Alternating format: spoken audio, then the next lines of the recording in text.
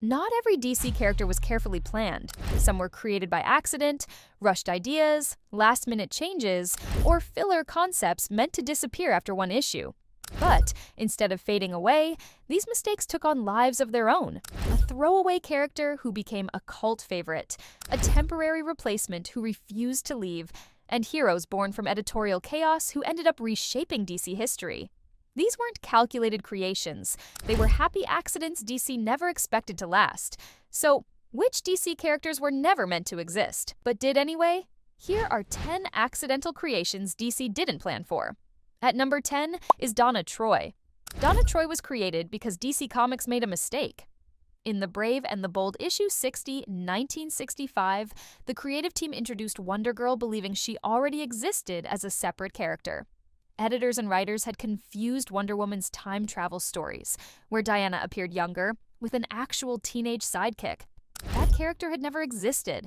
Because of this misunderstanding, Marv Wolfman was forced to invent Donna Troy immediately, with no planning or long-term outline. She was written as an orphan, saved by Wonder Woman, and given Amazon powers to fill the team roster. Donna was meant to be a simple supporting member, not a permanent figure. Instead, she became central to the Teen Titans almost instantly. As stories continued, her rushed creation caused serious problems. Her origin kept changing because no clear foundation existed. She was rewritten as an Amazon orphan, a Titan experiment, a magical duplicate, and a mythic reincarnation. Each reboot tried to repair the original error. Despite this, Donna Troy survived every reset and remains part of DC continuity today. At number 9 is Lobo. Lobo was created as a joke that went wrong. In the early 1980s, Keith Giffen designed Lobo to parody violent anti-heroes who were dominating comics. However, the parody personality took over in 1990. The character was intentionally excessive. Lobo was written as brutally violent, openly immoral, unstoppable, and vulgar to mock how extreme and hollow the trend had become. He was never meant to be admired or continued. The purpose was satire, not success. The accident happened when readers embraced him. Audiences reacted positively to his violence and attitude instead of rejecting the exaggeration. Sales and fan response directly contradicted the intent. DC editorial understood that the parody had failed, but popularity forced them to keep publishing the character. The satire became canon. What was meant to criticize violent anti-heroes became one. This created lasting problems. Lobo had no moral center and no clear limits. His tone clashed with DC's traditional heroes, and his power level shifted wildly for shock value. DC tried isolating him into limited series, reboots, and side stories. None erased the original mistake. Lobo still exists today because the accident could not be undone. At number 8 is Harley Quinn. Harley Quinn was created to solve a short-term production problem, not to launch a new character. She was invented for a single episode of Batman the Animated Series. Writer Paul Dini needed a female henchperson for the Joker, so a scene would work visually and emotionally. Harley Quinn was designed as a one-time role with no future planned. She was never intended for comics, long-term continuity, or franchise use. The accident began when audiences reacted strongly. Viewers immediately connected with the character, and she returned repeatedly in the animated series. DC Comics then made the decision to bring her into comic continuity. Her first comic appearance happened only after she was already popular on television. This reversed the normal creative process. Harley entered DC canon without an origin designed for the comics universe. This caused instability. Her personality shifted between appearances. Her relationship with the Joker created tonal conflict between comedy and abuse. Her role changed constantly between villain, sidekick, anti-hero, and comic relief. DC later attempted to stabilize her through origin stories, solo series, and rebranding. Harley Quinn still exists today because popularity forced DC to adapt to an unplanned creation. At number 7 is Jimmy Olsen. Jimmy Olsen was not created as a planned comic book character. He was invented for the Superman radio show as a narrative convenience. Writers needed a youthful companion who could ask questions, react emotionally, and help explain Superman's actions to the audience. Jimmy was designed only for broadcast dialogue, not long-term publishing. The accident occurred when the radio show became massively popular. DC editorial decided to import Jimmy Olsen into the comics to mirror the radio format. His comic debut happened after audiences already recognized him through another medium. This reversed the normal creation process. Jimmy entered comic continuity without a defined purpose beyond being present. Early stories used him inconsistently, shifting him between comic relief, victim, and plot trigger. He existed to be endangered so Superman could act. DC later struggled to justify his constant presence without undermining Superman's competence. Editors attempted to stabilize him by giving him investigative skills, friendships, and even bizarre temporary powers.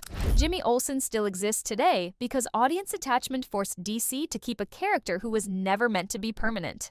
Next up, a heroine trapped by a broken multiverse fix, a character whose history collapsed under its own contradictions, and a design experiment DC never learned how to control. At number 6 is Power Girl. Power Girl was created to fix a continuity gap that later collapsed. When DC revived the Justice Society in the mid-1970s, editors needed a female Kryptonian because Supergirl belonged to Earth 1 continuity.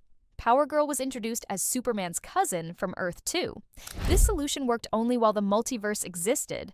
The accident occurred when Crisis on Infinite Earths erased Earth 2, but Power Girl remained in canon. DC had no explanation for her survival. She could no longer be Superman's cousin and could not become Supergirl. The editor repeatedly rewrote her origin because no legal or narrative option fit. She was never meant to exist without a clear background. Writers redefined her as an Atlantean, a time traveler, and a magical construct. None of these fixes lasted. Her powers matched Superman's without justification, and her role shifted constantly. DC later acknowledged the problem by making her identity confusion part of canon. Power Girl still exists today as a Justice Society member because DC eventually restored parts of the multiverse to repair the original mistake. At number 5 is the Joker. The Joker exists because DC reversed a planned decision at the last moment. When Batman debuted, the Joker was designed as a one-time villain. Bill Finger and Bob Kane originally planned for the Joker to die in his first appearance. He was meant to be a disposable criminal who proved Batman's seriousness. Editorial intervened before publication. Editor Whitney Ellsworth objected to killing the character and ordered a final panel added showing the Joker alive. That single change created an unintended future. The Joker survived without a long-term plan. DC had not designed him as a recurring nemesis. His personality, methods, and role were undefined beyond chaos and murder. Early stories portrayed him inconsistently because no framework existed. Over time, writers kept using him because he worked dramatically. Each return expanded his importance retroactively. DC later reshaped him into Batman's central enemy, but that status was never planned at creation. The Joker still exists today as a core DC figure because one editorial correction prevented his death and permanently altered Batman's mythology. At number 4 is the Creeper. The Creeper was created as a reactionary parody, not as a planned DC hero. Steve Ditko designed him as an inversion of traditional superheroes. The character was meant to be chaotic, unsettling, and visually extreme. His exaggerated appearance and behavior were created to challenge superhero norms, not to fit within them. The accident happened when DC placed the Creeper into mainstream continuity without defining his role. The editorial treated him as a novelty rather than building a clear narrative purpose. He was neither a hero nor a villain, and no consistent rules governed his actions.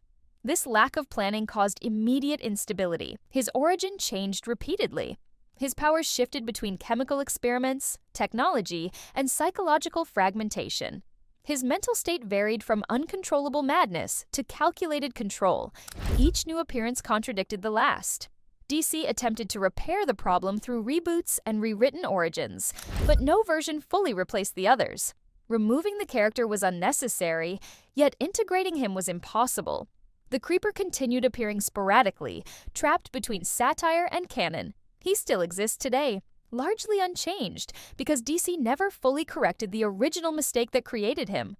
Up next, a hero born from a creative mismatch, a sidekick rushed into existence and rejected by design, and a replacement built for failure who refused to disappear. At number 3 is Batgirl. Batgirl was created because of a media-driven editorial decision, not a long-term comic plan. In the mid-1960s, producers of the Batman television series wanted a female hero to attract a broader audience and modernize the show. DC editorial was asked to create a new character that could appear both on television and in comics. Barbara Gordon was invented quickly to meet this request. Her comic debut occurred alongside her television introduction, reversing the usual development process. Batgirl was not designed to fill a missing role in Batman mythology. She was created to serve a production and marketing need. This caused early instability. Her purpose overlapped with Robin and Batwoman, creating redundancy. Her role shifted between independent hero, sidekick, and guest character, depending on editorial direction.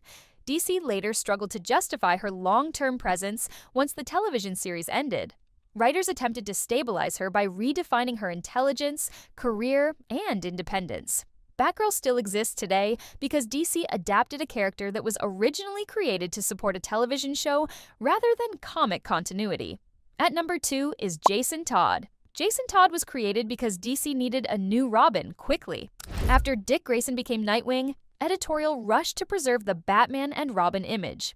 Jason debuted with an origin that almost completely duplicated Dick's story in 1983. He was another circus orphan whose parents were killed by criminals and taken in by Bruce Wayne. This was not a planned homage. It was a shortcut driven by deadlines and brand pressure. The editor assumed readers would accept Robin as a replaceable role rather than a distinct person. That assumption failed immediately. Readers rejected Jason as redundant and unnecessary. His personality lacked definition because his creation lacked planning. Instead of removing him, DC reacted by rewriting him. Post-crisis stories changed him into a street orphan who tried to steal Batman's tires. The shift was meant to justify his existence. Jason became aggressive and unstable by design. Fan backlash increased. DC then escalated the mistake by letting readers vote on his fate. His death was a response to rejection, not the original plan. Jason later returned as Red Hood, carrying the consequences of that rushed creation. At number 1 is Azrael. Azrael was created during an editorial emergency. In 1992, DC planned the Nightfall storyline to remove Batman temporarily and drive sales through shock. Editorial needed a replacement Batman immediately to protect the brand. Jean-Paul Valley was created for that purpose alone.